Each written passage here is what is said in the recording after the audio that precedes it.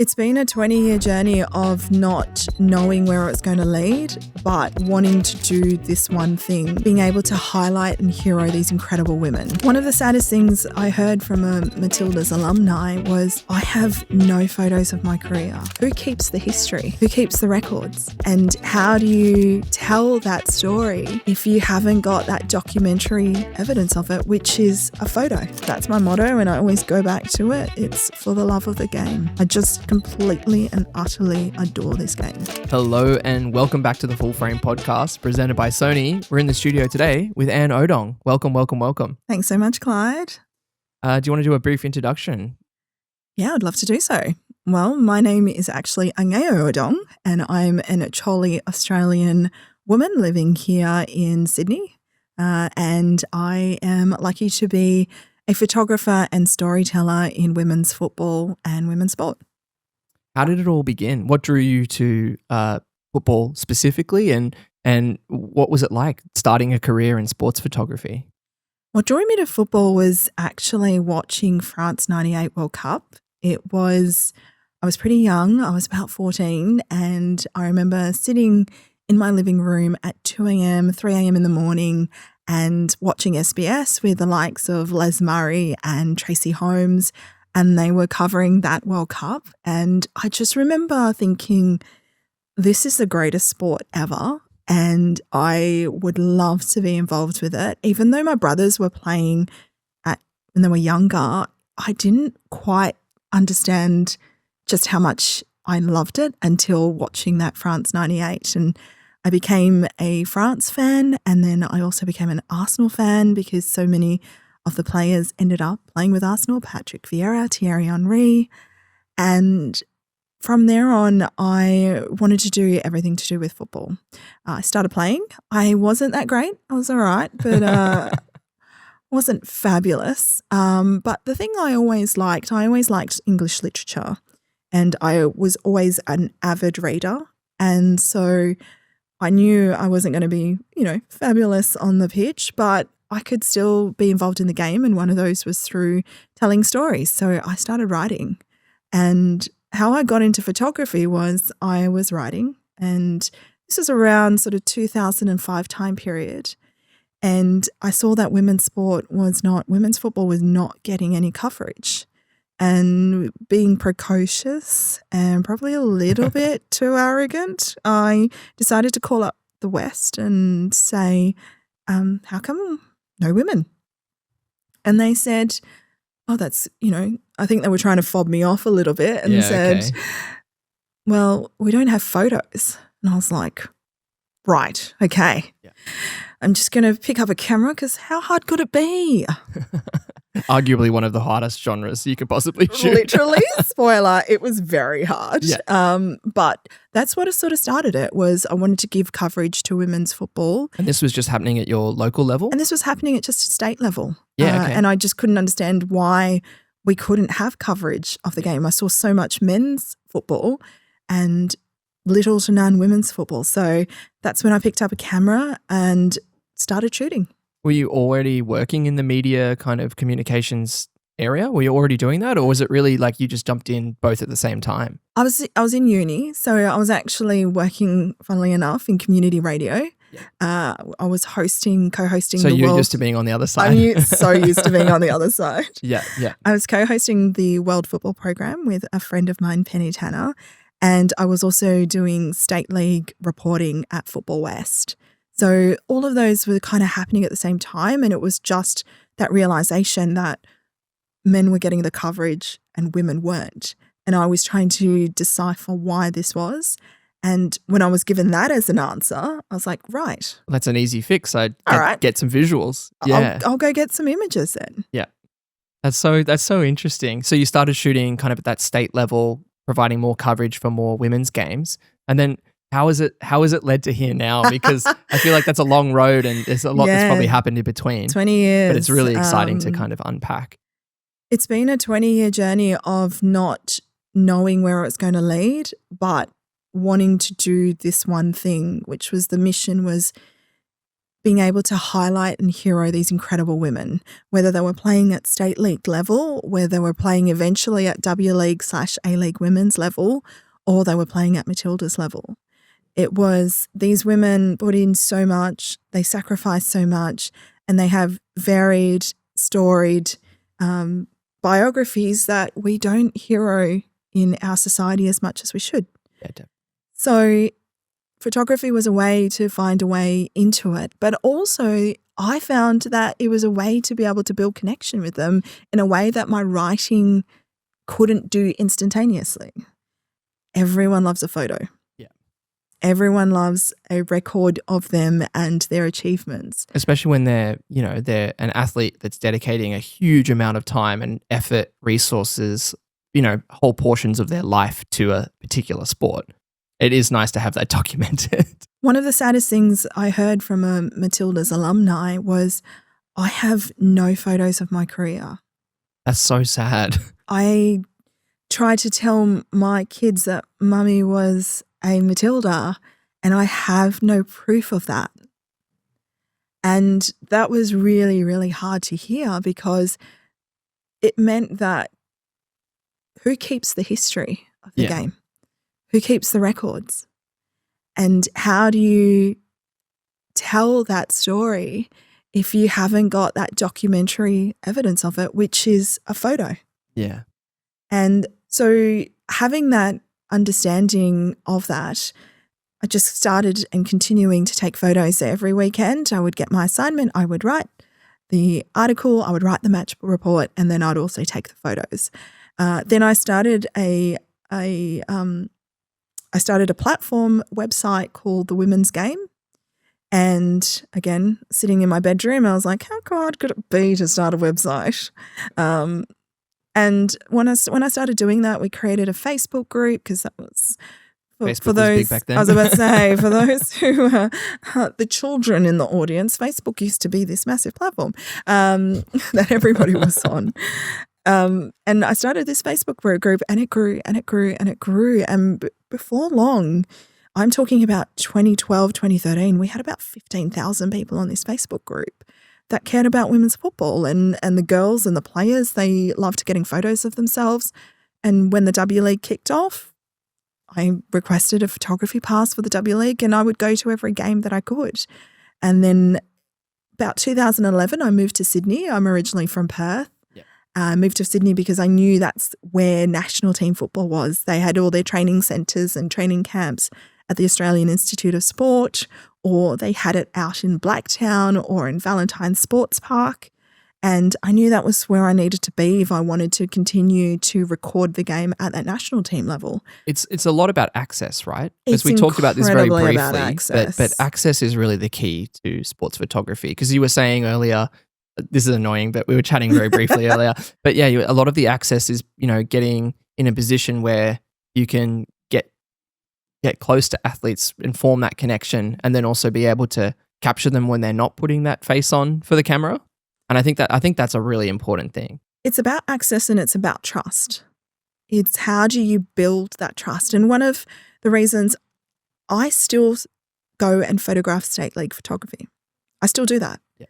Just 2 weeks ago was the state league grand final in the women's game, and congratulations to MacArthur, the Bulls. I still go do that because that's where the careers begin. That's where they start to see me consistently. Yeah. Those young players who are then eventually going to go into the under-17s, the under-20s. So that by the time they get to Matilda's level, the senior level, they might have seen me for 5, 6, 7 years in around the game. And they build that relationship. And they build that relationship. I become a non-threatening fixture in their football lives. And that gets you access to places and scenes and, like you said, them being vulnerable in a way 100%. That a lot of other photographers don't get. And you get to know them as people. You get to know them as humans. You get to ask about their family, their siblings, their dog. Yeah. Eventually you get to ask about their partner, their kids. You get to see whole lives. I saw that with a player like Katrina Gorry. I started photographing her when she was 16 in the junior Matildas. Saw her her debut game when she was 19 in Japan, gone through, I shot her pregnancy announcement. Oh, that's cute. And then, Harper is born and you get to see whole lives with them. And that's the really cool stuff. But it starts really building that trust at a really local level, allows you that access as you get up and as you said, dropping the shield. Yeah. Yeah, because I think when people think about sports photographers, they don't necessarily use the word documentary. Like the documentary doesn't really get latched onto it, so to speak, because everyone's kind of sitting back on tellies. They think of, the action stuff. But a lot of what you talk about is, like getting beyond that. And it's the iceberg. The top part of the iceberg that you see is 10% of their lives. Yeah. It's the 90 minutes. Yeah. And what I love for being able to do is actually look at the other 90% of their lives. And that's not just what's on the pitch, that's also their family around them and what they care about, what motivates them. Nowadays, there's a real mixture between culture and fashion and sport and women's sport in a way that probably doesn't equate as well in men's sport because it is such a big business around the results on the pitch. But actually women's sports fans, they want to see the whole player. They want to see the whole person. That's who they connect with. Yeah, it's about identifying with someone and finding, a team or a player, a brand that resonates with you, right? As opposed to just, results. Storytelling. Yeah. Ultimately, that's what we are aiming to do now is tell the whole story, which I think is a real change in sports photography. And definitely it's always been the way women's football has been shot. How has it changed over that 20 years? Because I think you already see it a little bit in just mainstream media, but the support for teams like the Matildas, I feel like there's obviously a long way to go, but you can see it. There's a much bigger rallying behind women's sport now versus even 10, like you said, you started 20 years ago. I can imagine. Are you immensely proud of being a part of that process? I'm immensely proud of that because it means that these women, these girls are finally getting the recognition that they deserve. Not much has changed in terms of the hard work, the physicality, the input that the players have put in. Yeah, they've just been doing what they do best. All that's happened is the lights have been turned on and everybody else can see it. They were doing it in the dark previously. And now they get to do it in the light and be celebrated for it. I think the other part that makes me also immensely proud is people embracing the difference. There's not this need for us to be exactly like men's sport. We get the ability to reimagine how we actually work in women's football. And that includes down to how do we tell the stories of women's football? We don't have to do it in exactly the same way. And that's what's so exciting. We're able to tell cultural stories. We're able to tell stories around their lives, motherhood, their jobs, their ambitions, their fashion, the whole, just the other day, Mary Fowler was walking at Paris Fashion Week. That's pretty cool. Which is so incredibly cool. And, I met Maz when she was a 15-year-old. And now she's walking Paris Fashion Week. That's what's immensely cool. And the community. It's such a great community. Have you noticed a massive growth in that community itself? Because I feel like just looking from an outsider's perspective who actually knows nothing about, admittedly I should know more. But yeah, it's inspiring to see any form of growth where people are actually resonating and supporting things from a grassroots level, not always just at the top tier, but local teams, local people, local athletes. Yeah. What I love, Clyde, is the diverse nature of it. Whether you are in the LGBTQI community, whether you are a young girl or you're a 40-year-old mum who's suddenly loving the Matildas, whether you are a granddad who we saw the other day who was lining up and queuing up to get tickets to a Matildas match. We now have young boys who are walking around with Fowler and Razzo and Arnold and Catley on the back of their jerseys. And we're starting to get, hearing adult men talking about female athletes, female footballers, in the exact same way they follow their male teams. That's what's exciting, is the community is so diverse, the perspectives are so different, and everyone is welcome in it. And just as long as you're coming there to enjoy it and to celebrate it, you are welcomed in it. And the growth I think that welcoming nature is what's allowed the growth to occur. Yeah. And that obviously makes it a better, more fun, I can imagine being a photographer in that genre is just very rewarding. It's so, you just don't know what you're going to shoot. Yeah, yeah. And that's the fun part. So you could see a little girl with a ribbon in her hair, or you could turn around and you can see a group of young boys running over to Charlie Grant and so excited to be able to see her. Just the richness of what you can shoot is that's the fun part too. Yeah. It's not always going to be the same every time. I think a lot of us more junior photographers really struggle with it because often people identify with a genre but not necessarily have a passion for something within that genre. So someone could be interested in landscape, but what about landscape is actually drawing them to it? Whereas I find with sports photography, it's very exciting because you're not just a photographer behind the lens capturing something. You're usually, and hopefully, you deeply care about the people, the team, the athletes in that image as well. And I think that there's another level to it because you have that connection. Yeah, just because you're actually passionate about the sport. There's a care that occurs when you document someone's life for a long period of time. Yeah. There is a connection that happens. Again, I give that example of Katrina Gorry, but I can also give the example of Emily Gilnick. Again, started photographing her when she was 16. So if you're photographed by, you can be photographed by Anne, you've got a really good chance of making the Matildas.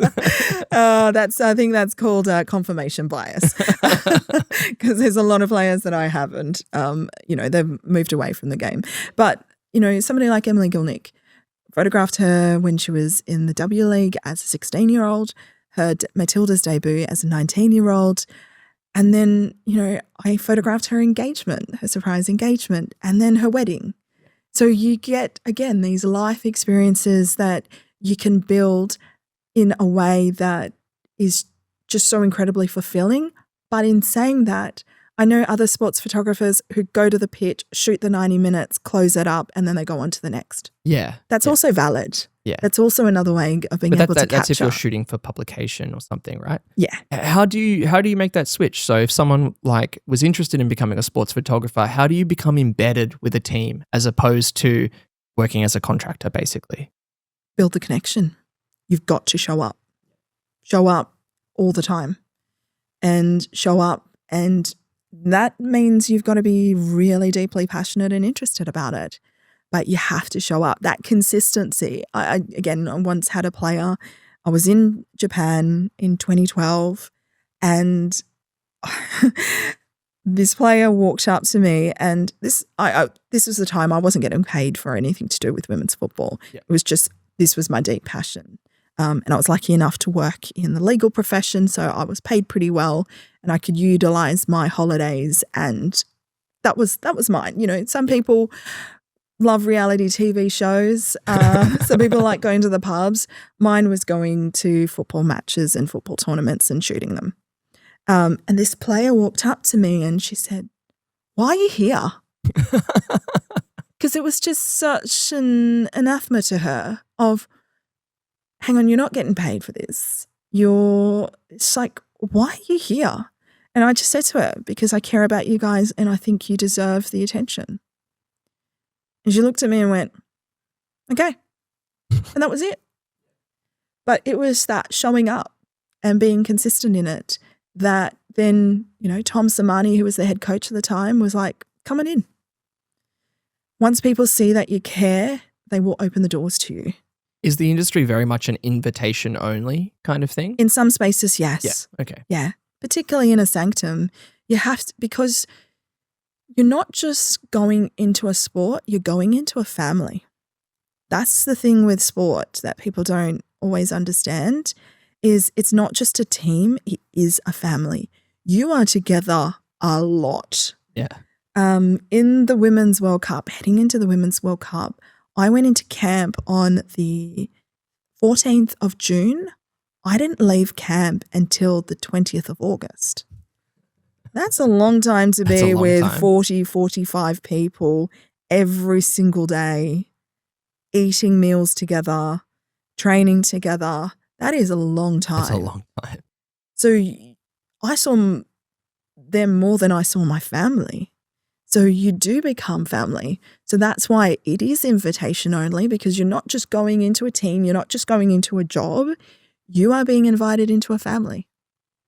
That's so interesting. I really like that perspective because, yeah, from someone who's outside of the sport genre, you see, a bunch of middle-aged men with super tellies on the side of a field. And I think we wanted to touch on that as well because it is a traditionally very male-orientated genre, definitely. What has your experience been coming in from your own perspective, like you said, where you're approaching it from a documentary storytelling with the connection with the athletes as opposed to kind of like the stereotypical perception of sports photography? I think it was more of a case of I didn't know what the hell I was doing.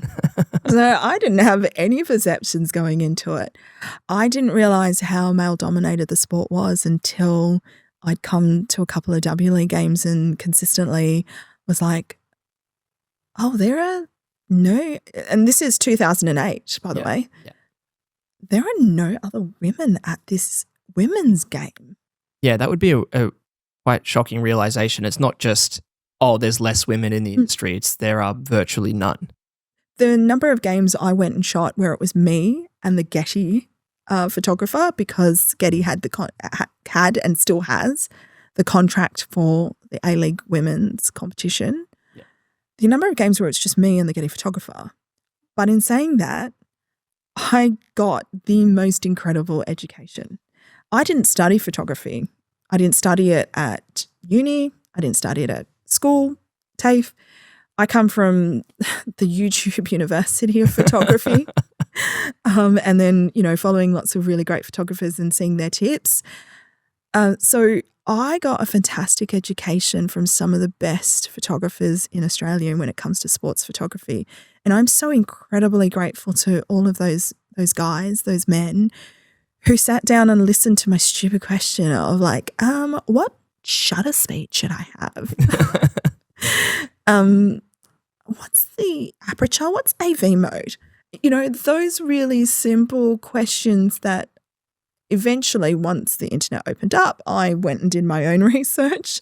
But those guys were such incredible. They probably won't think of themselves as mentors, but they were mentors. I'm talking about people like Paul Kane, Cameron Spencer, Mike Colby, somebody who then became my best friend in Joseph Mayers, who's an incredible First Nations photographer in terms of sport, but was one of the very first. He was photographing the Matildas before I was in 2006.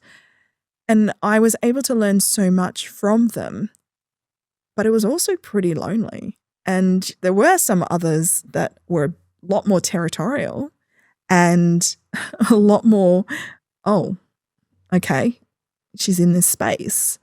But it was funny because some of them actually learnt along the way that, oh, actually sit where she is because she knows the stories, she knows the players, they will come to her. And they were more open as they realised, oh, okay, she knows what she's doing. But it was pretty lonely, and it was one of the reasons why once I was lucky enough to get into a position where I could impact systemic change, I set up a female photographers program at Football Australia because I just knew how hard that door was for me. And if I could change that for the next generation, I absolutely wanted to do that because one of the hardest parts is access to the game. Yeah. Yeah, I think, it really does come to access, and we've said it before, but yeah, I find it so interesting that your approach was so different, and that's led to where you are now. And I think that's where my big piece of advice is be you. I had such incredible imposter syndrome along the way that I wasn't good enough, that I didn't have the experience of all of these guys, all of these things along the way, until I hit a point where I was like, hang on, I'm still able to capture the stories. I'm still being able to tell what I need to tell, and I just need to be myself in it. And once I relaxed into that, it's okay not to be perfect. It's okay not to know everything right away. And that I know that this photography journey is going to be a lifelong learning journey, and I'm never going to know everything. Once I fell into that, I actually could just relax and enjoy it.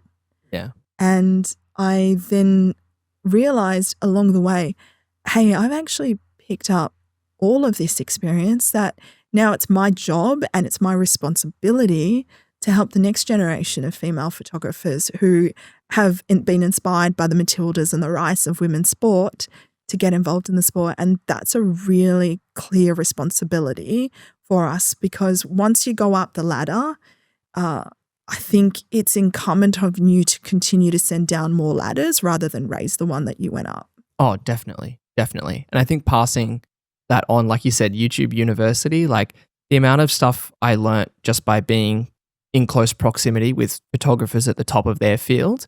And then, just hearing, even at Kando, when we were at Kando, just hearing like little tips from people who are, industry leaders, and you're hearing it and you're like, oh, I better start doing that. Like just being in close proximity with people that are passionate about the genre and can just pass on whatever they can pass on. It's super inspiring. One of the things I do, which we have a Getty subscription, and one of the things that I do when I'm shooting somewhere new or somewhere different, or if I see an image that I'm like, oh my God, that's amazing, I will actually go in, I'll download the photo, and then I'll look at the metadata and be able to go, okay, they shot at that time in that stadium and these were their settings. Or they've done this incredible pan. What were their settings when they did it? And so you can find all sorts of ways to continue to learn and to continue to have a look at what the masters are doing, and just keep, your ears out. Like a lot of times if I'm in a photography pit where I'm looking at all these people, I'm like, oh my God, I know them from this and this and this. Yeah, okay. I just shut up and listen. I just sit there and I snap away, but I'm listening so much. What's inspiring you at the moment? Because I know some photographers draw a lot of inspiration from within their genre, and some photographers are like, no, do something from outside your genre. I'm going outside the genre. Yeah, okay. Yeah. I'm doing a lot of stuff with looking at how portrait photography is changing. I'm looking at how other sports photographers. Yeah, you mentioned NFL earlier. Yeah, that's a big NFL has been a moment. good one, great inspiration at the moment. The other one also is Major League Baseball. They play ridiculously long games. I could never shoot that sport because of how long. Oh, but their use of light is absolutely stunning. How they frame, how they utilize it, their composition. Just absolutely stunning. And again, I'll just go in and go, okay, what are the settings that they've done for that? And then I start to use it in my own photography as well. So am I probably, innovating how sports photography? No, I'm probably not the innovator, but I know I can use those techniques and use then the access that I have to be able to then portray and storytell in women's sport in a different kind of way. Yeah. I've only been lucky enough to shoot A-League once, but I was so confused as to where I should sit. Admittedly, I wasn't allowed to like walk around because I didn't have the special media pass.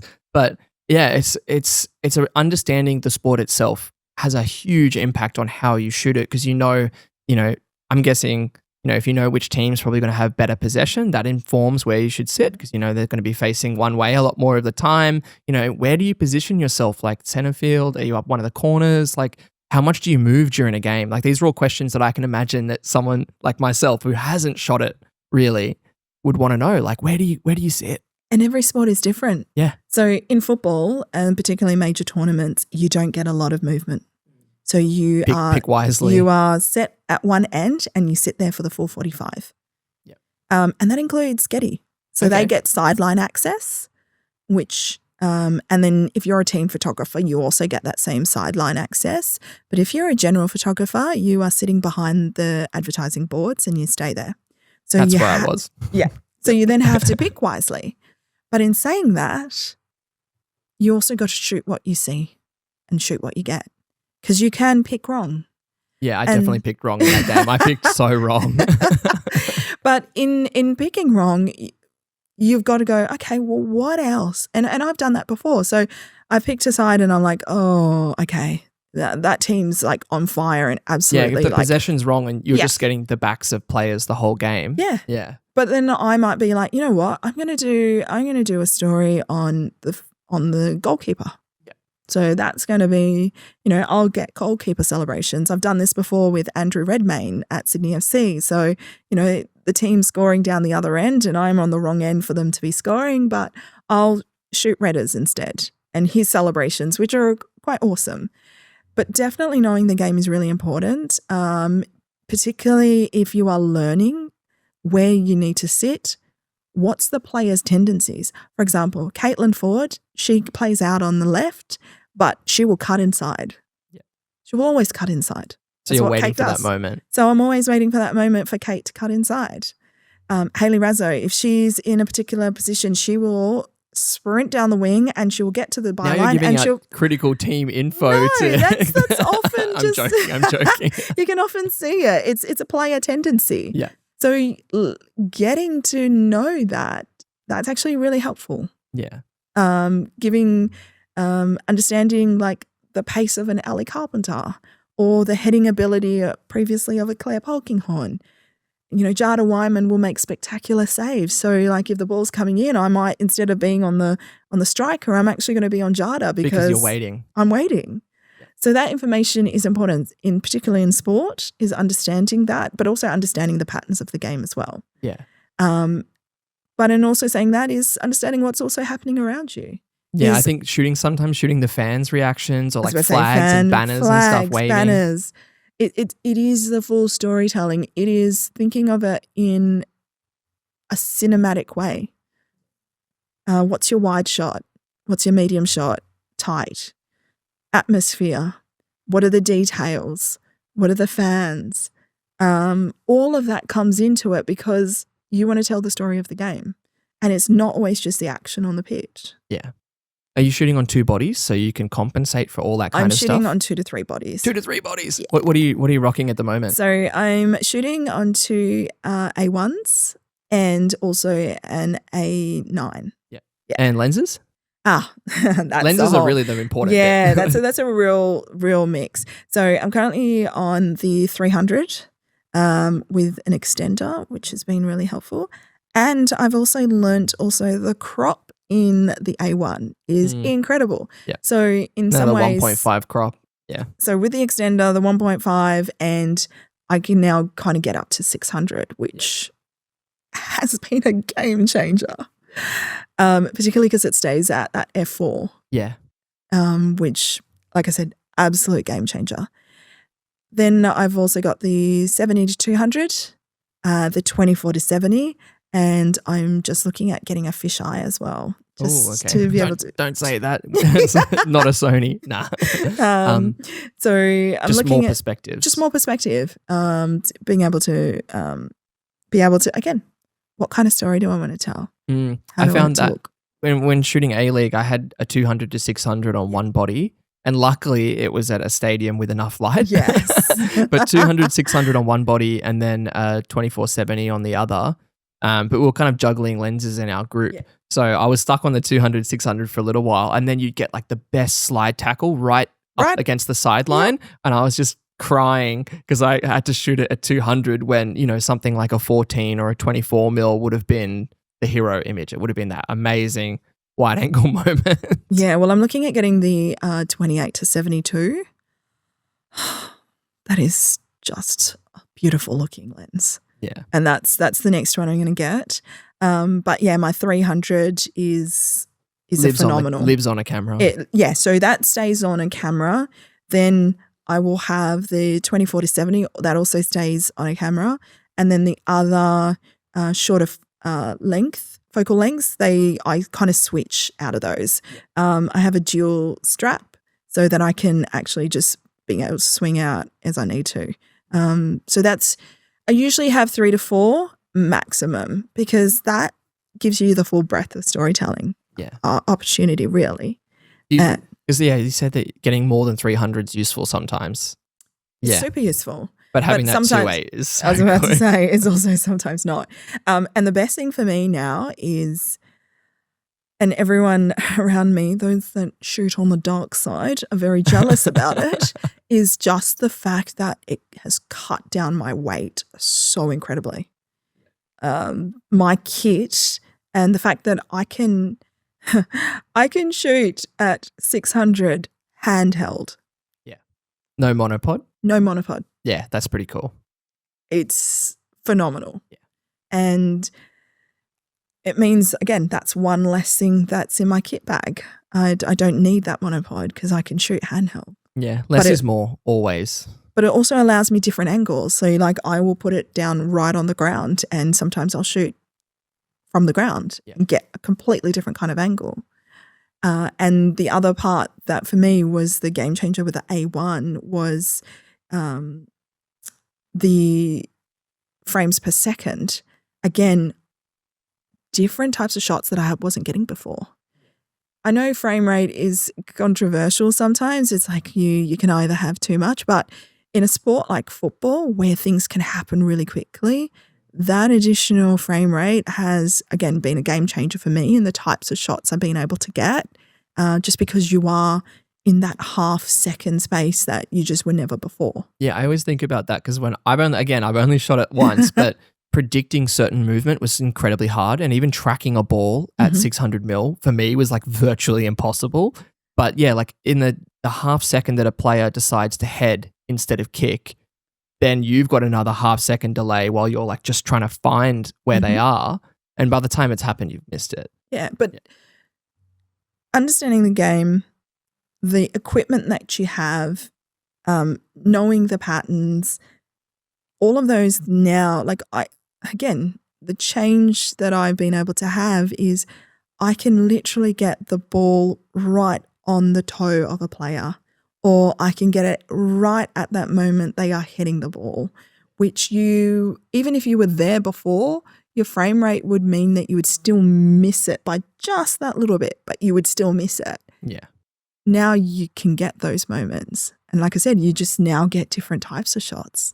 So it's a whole mix. It's knowing the game, it's the equipment, and it's luck. Yeah. Those three coming together. Yeah, when you think of like, Alpha 9, Alpha 1, it makes the job easier, but you can still shoot sport with whatever you've got. Absolutely. Yeah. You can. Like you said, knowing the sport, knowing the players, that will probably have a bigger impact than the gear. And you can also shoot differently. Yeah. You might decide, you know what, in that game, I'm just going to shoot portraits. That's also a valid and different way of being able to tell the story of the game. I'm just going to make sure I shoot a lot of portraits with lots of negative space. I'm going to shoot details. That's what I'm going to do today. That's how I'm going to shoot. I've actually, just to challenge myself, I've actually gone to a game and shot with a 50. Oh, that's cool. That's really cool. Just what can I get when I've only got a 50? That wasn't a paid job, I hope. No, and that's one of the reasons why I go to the state league level and NPL, because I can test things. That's very cool. Yeah. Very I can test it before I take it to the international stage, and I can play around and I can experiment. What happens if I do this?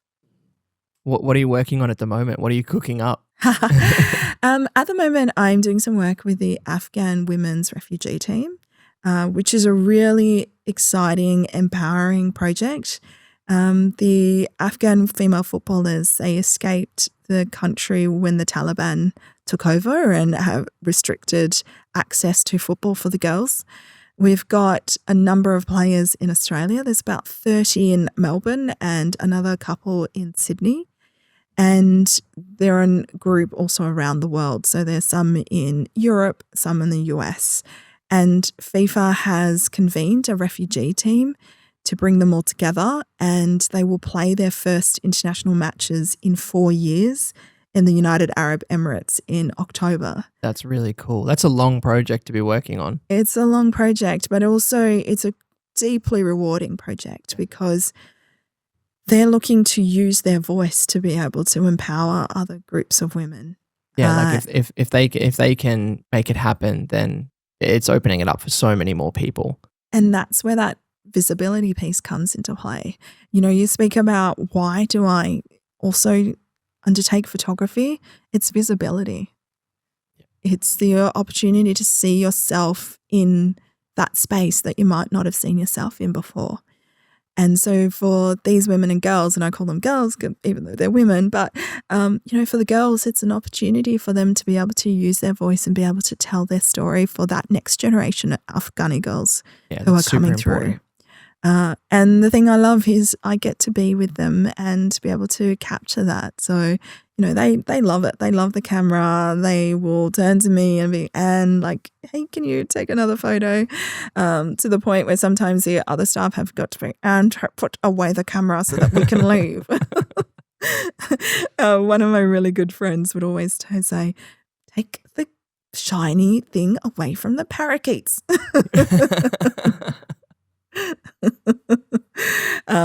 So that's been a really rewarding. And then the other thing is I'm rebooting and relaunching the women's game. After a couple of years of hiatus, getting it back up and firing. And again, the fun part for me is I'm going to have all female photographers, so young up and coming female snappers who are excited to make their first steps into women's football and getting them involved and teaching them how to do content capture and shoot games and shoot training sessions. And we've had portrait sessions where I'm teaching them how to use lighting, and that's so much fun. And they're so excited, and God, this generation's so talented. Yeah, kids are learning so much faster. So much faster. It's a little bit scary, actually, because they're coming for your job. But you know what? I'm actually excited about that because the more we kind of do this work, the more female photographers that we have in the space, I think it's going to be great for how sport gets told. I think there's a big push. Like, I'm really into F1. And, now there's F1 Academy. Oh, here we go. Yes. but addicted. F1 Academy now, there's so many more programs to uplift young female content creators, photographers, athletes, drivers. It's a really exciting time. And I can imagine that that's only actually going to increase the number of photographers and filmmakers in that space. Because, I find, especially with sport, it's like a lot of people, it's their passion. And then, there's this cool thing that you'd like to be involved with. The next step is just logically pick up a camera and start shooting it. Yeah, definitely. I'm obsessed with Anton. Like, if you want to touch base, Antoine, that would be great. He's Charles Leclerc's photographer. Again, he's another one that I look at his images and I'm like, okay, how can I translate that into football? Yeah. What can I do? Like, how is he shooting it, and how can I incorporate that into how I tell the stories? So that's also really cool. But I think the other part too is, and again, I keep saying it because I just do think it's really important that we don't gatekeep. Yeah. When we're in the positions where we can change systems or influence systems, I think it's really important that we do so. Yeah, and I'm seeing a lot more of it. Like one of my favorite photographers, her name's Andrea. I'm not sure if she's from Portugal or Spain, but she's she's a football photographer based in either Portugal or Spain. But her work is insane. Yeah, and just use of foreground, like you said with Antoine. It's like every time I shoot something now, I'm like, all right, my subject's over there, but what can I put in the way? Yeah. There's also another really great photographer called Flo Panay. Oh yeah. Yeah. She's doing amazing stuff in France, and she's now, and she started out as well. She started out like 5 years ago. She was showing fresh on the scene. Yeah, she was showing her first images and her first frames from like 5 years ago to the other, just this year she was able to shoot with Yamal from Spain and Barcelona in China for an Adidas shoot. Yeah. Which is incredible. So look, there's so many fantastic female photographers around the world, and we've got a number of really good ones in Australia as well, which is so exciting. Yeah, I like keeping track of those big sporting events. Like the big one's obviously the Olympics for me, but around those big sporting events, like World Cup or the Olympics and so on, I love just searching the hashtags around that event to see the photographer's work that is coming out of that event. Yeah. And that's how I discovered Flo. Yeah. Yeah, her work's incredible. I mean, there are others, like we got Casey Sims, who's just come back from the athletics, I want to say World Cup, but that's not what it's called. Isn't it the World Athletics? The World Athletics Championships. Yeah. I was going to say World Cup. World Cup. Casey Sims, who's doing amazing photography and athletics. Kelly Delfina, who is based in Melbourne, and she does some fantastic football photography. Gabby Barnes up in Brisbane. So it's really taking off, and we're seeing so many more women involved in sports photography, and I love it.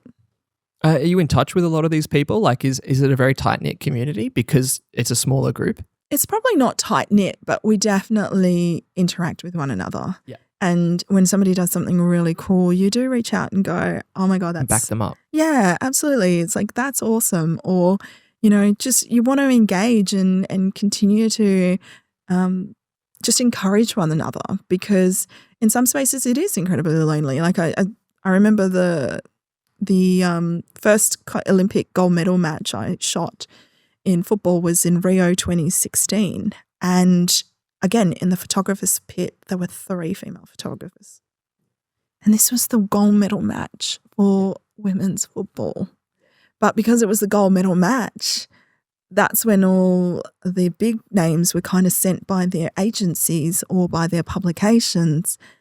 And that meant they were male photographers mostly. And I was there with my own little publication, the Women's Game. So I was shooting for my own publication, and therefore I could send who kind of I wanted to be there. So that's where, the gatekeepers and the decision makers are actually really important. So that's why I'm like, you're in that position to be able to push them forward. If you can, do so. So what's coming up next for you? Coming up next is I will head to the UAE for the FIFA Unite series with the Afghan women's refugee team, and looking so forward to coming into camp for the girls and being able to capture that.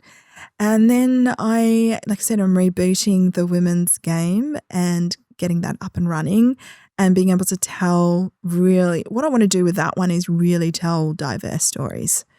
I want to tell all ability stories from footballers living with disability. I want to tell stories from called communities, whether it's African players that are coming through, female players that are coming through, whether it's girls from Muslim backgrounds, whether it's Middle Eastern, Asian. I just really want to tell, what does women's football, modern women's football, look like in this country, and how can we capture that? How can we surface that so that little 6-year-old, 7-year-old can actually see themselves in the game more consistently? So that's what I'm actually really looking forward to, and learning. It's the first time in probably a decade where I've had a bit of downtime. That's good. So that's always welcome, right?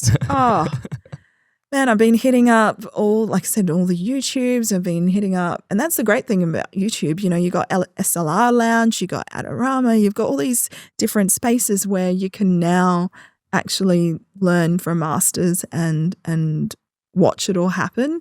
And then I've just been trolling Instagram and having a look at what people are doing globally and what's changing and what are the trends and how we capturing sport, but also how are we capturing life in different ways now. Yeah. What are your goals for women's football in Australia? What's the end goal? Because you're a big part of the process.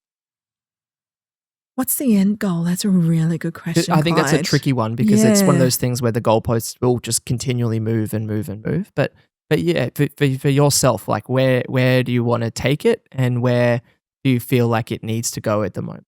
Like where's the room for improvement? Oh, there's plenty of room for improvement. I know that. Look, I think I will talk about it in the spaces and the areas that I can affect. Yeah. So when it comes to media communications and photography, I would love to see more consistent storytelling by female storytellers. Absolutely, we want men in the space, and there are some fantastic storytellers. But I think, as I've said to you, a lived experience can provide a different vantage point. And the more we have diversity in voice, the more we'll be able to tell a holistic story of the game.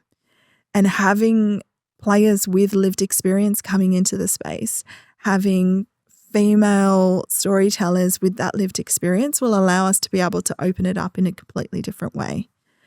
I think that will also allow for sustainability. That's the next part. We've broken through. But how do we keep that momentum? How do we not go backwards? How do we continue to be at the forefront in Australian society and the Australian sporting landscape? And the really big part for me is, how do we build the system or rebuild the system or reimagine it in a way that it's not just me and two others or three others, that we become embedded in the ecosystem so that we can't just be moved to the side once again. You can't be in all places at once either. Exactly. And there's a lot more going on than just the one or two teams at the top end. Absolutely. But also just more, if you can have it embedded into the ecosystem, you can't dismiss it. When something is marginalized, it's really easy to forget about it. But when it's part of your core business, it means it can continue on. And that's the next big stage for women's football, for women's sport, is that sustainability and that embedding into either the national zeitgeist or the sporting landscape.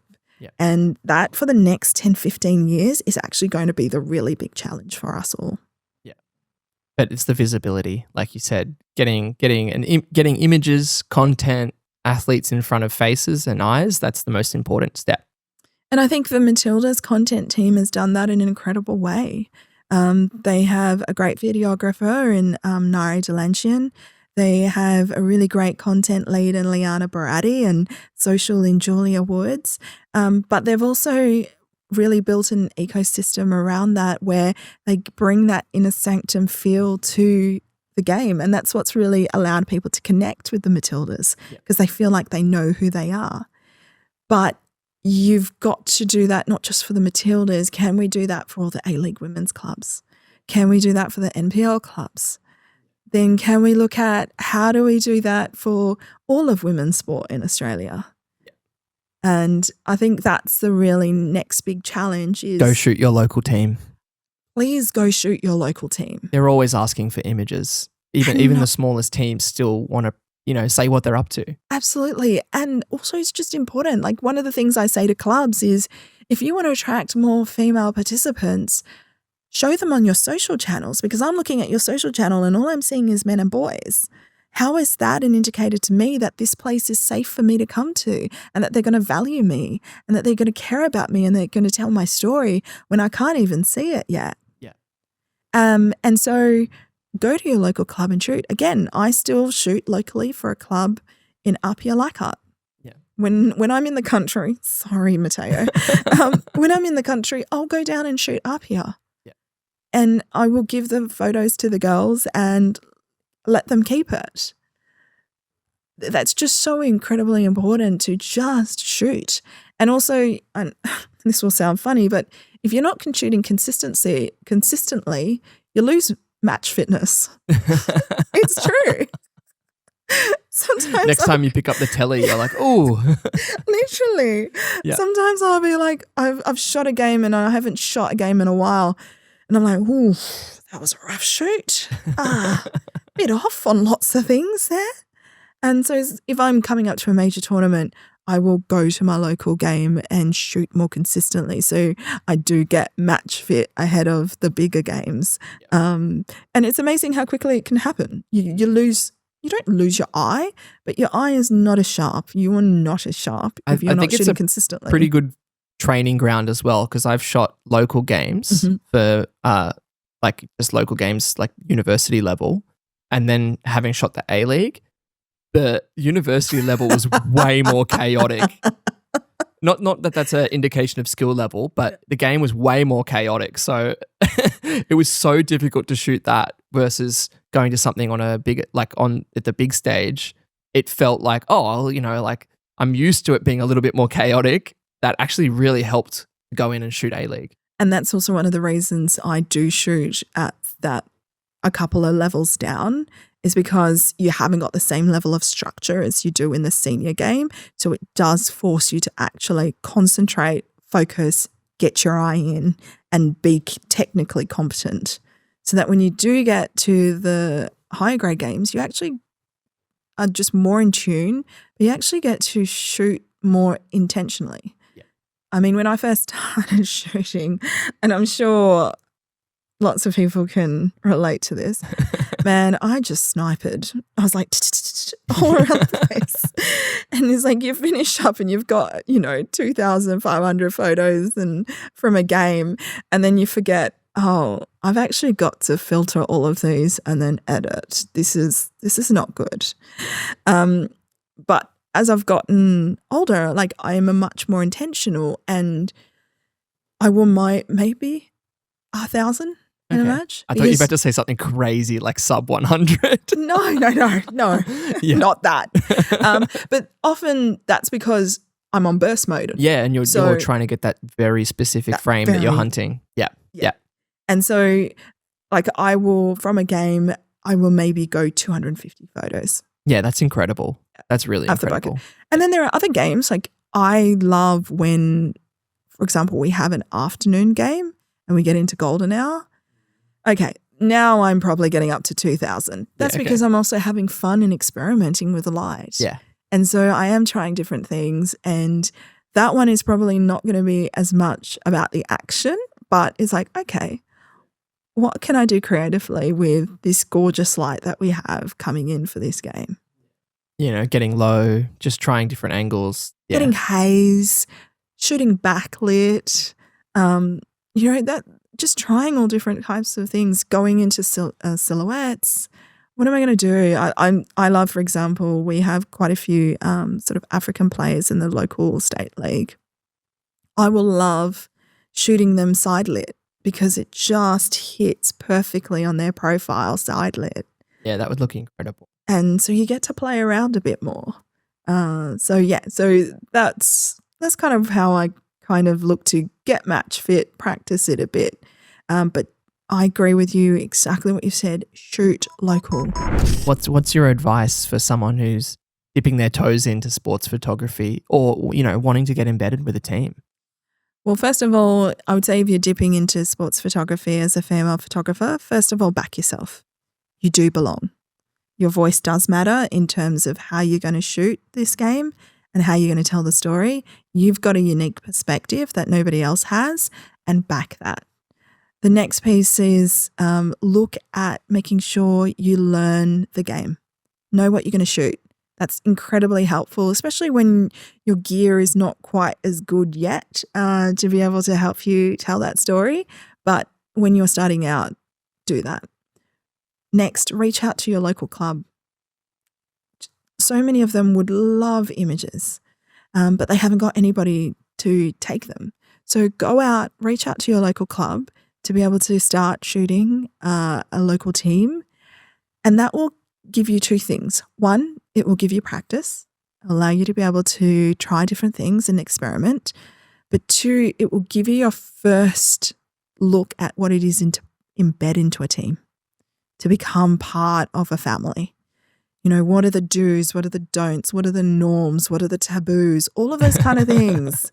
You can learn in a low pressure, really lovely kind of environment, because that's the thing. I call it photo diplomacy, but it's true. Once you've got that camera in your hand, people actually really do open up to you once you get embedded in there. So once you kind of do that, that allows you to be able to build up your portfolio, and then next, contact some photographers that you admire.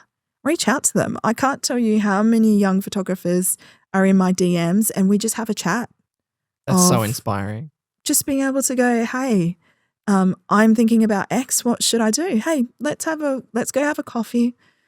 Like, do it, because so many people do want to help, but we don't know you exist. So how can we assist you if we don't know that you're there? So that's the next hard part, is reach out and actually do that. And then the next thing I've got to say is you need to be patient. It doesn't happen overnight. I mean, I get so many people who have shot, one game locally or even and want to shoot the Matildas. That's probably not going to happen straight away. You're going to have to take some time and build it up into it. Because the other thing is also, if you are shooting at that top level, you've got a responsibility to those players as well to capture those moments perfectly and properly and not use that as a learning ground. So thinking about it in that way too is we also have a responsibility to the players. And so take the time. It's going to be a long journey. It's going to be patience. You probably won't have to wait the 13 years I did, but 13 years. That's how long I was shooting before I got paid. But that brings me to the last piece. Know why you're doing it. If you're there for Instagram clout, I mean, good luck to you. But there are going to be some really not great days where you are sitting there in the rain going, oh, this is fun. There are going to be other days where you're absolutely exhausted, because some of those days are long days. They can be 16-hour days. So know concretely why you're doing it. And for me, very early on, and I keep saying it and that's my motto, and I always go back to it. It's for the love of the game. I just completely and utterly adore this game. That's such a beautiful note to finish it on. If people would like to see some of your work and see what you're up to, where can they find you? Yeah, two places. Odong on my personal Instagram, and then The Women's Game on Instagram, and thewomensgame.com as well. Perfect. Thank you so much for coming in and sharing a lot about your journey, a lot about the direction you'd like to see the sport going in, and also a lot of tips and tricks and, for young female photographers that are, still trying to find their way. It's been really inspiring. Thank you so much. It's been an absolute pleasure. Thank you so much to the Full Frame team and Sony for having me. Lovely. That's been another episode of the Full Frame Podcast presented by Sony. See you next week.